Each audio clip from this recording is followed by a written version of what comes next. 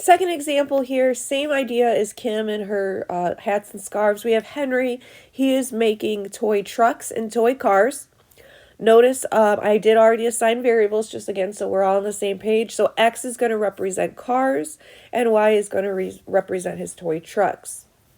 Okay, so starting off, I'm going to read that pink stuff first. So if I have highlighted in pink, it says it takes 4 hours to make a car, 2 hours to make a truck, and he doesn't want to work any more than 30 hours. So for his hours worked, for his constraint there, if it's 4 hours for a car, that's going to be 4x. 2 hours for a truck would be 2y. And he wants to keep that less than or equal to 30.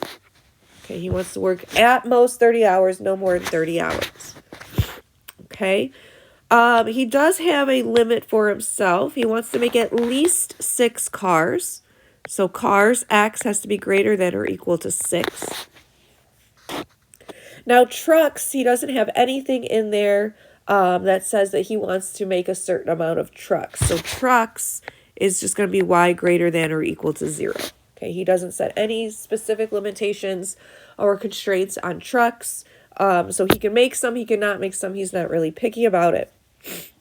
Our objective function, let's do this before we graph, and then we'll slide on to the next slide and do everything over there in a second. It says he makes a $8 profit for each car, so his profit is going to be $8 for a car, so 8x, and $18 for a truck, so plus 18y.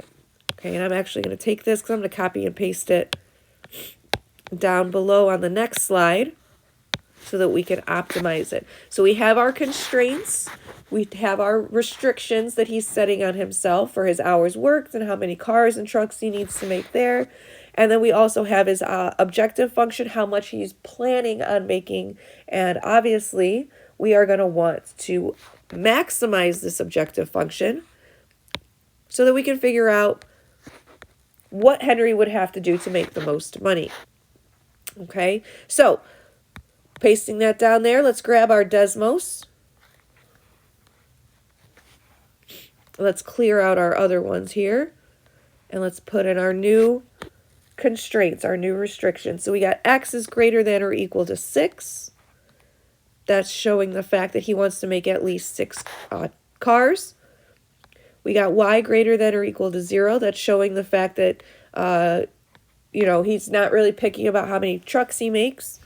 And then the last one, keeping that under 30 hours. So it was 4 hours for a car, 2 hours for a truck, and he wanted to keep that under 30.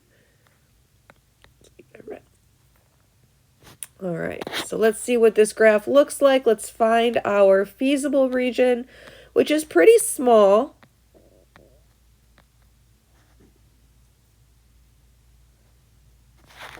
Okay.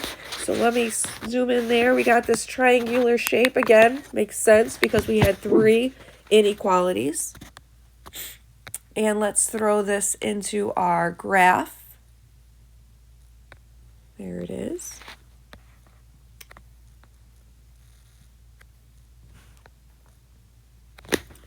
All right, and let's pick out our vertex points. So we got 3 points, 3 corners.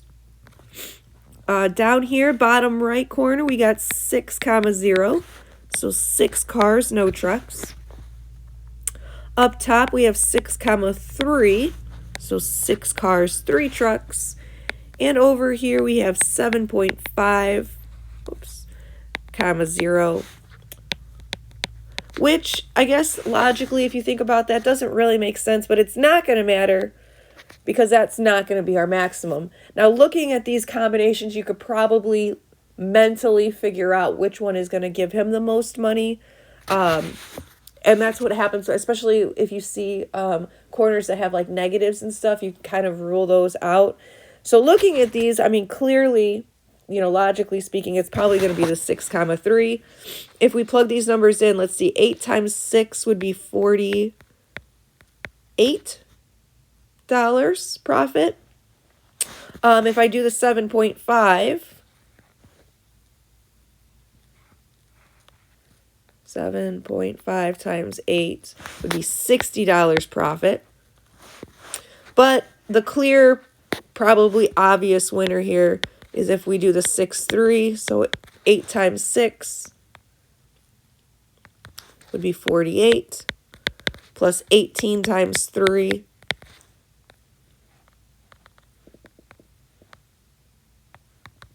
54, which would give us a total of $102. So that was I mean, once you start looking at these feasible regions at these corners, usually one of them kind of sticks out like, yeah, that's going to give you the most money. So in this case, in Henry's case, in a perfect world, he would make and sell 6 cars and 3 trucks to make a maximum profit of $102. Okay, what I want you to do is this last example by yourself. I'm not going to post a video to go through this. I want you to try this last example, just like with the other two I have highlighted, to kind of help you out placing the information and creating those inequalities, creating those constraints, and creating that objective function. So use, my color coding with the orange and the pink and the blue and the green to kind of put together your constraints and your objective function. Then go ahead and graph it. Again, use your Desmos to help you.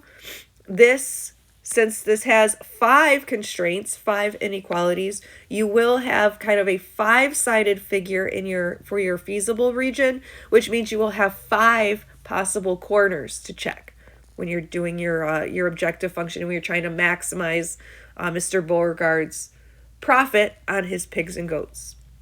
Okay, so this is your assignment. Try this one on your own. Again, use my coloring, use my highlighting to help you create your constraints and your objective function, and try to see, how many of each animal does he need to raise and sell to make a profit.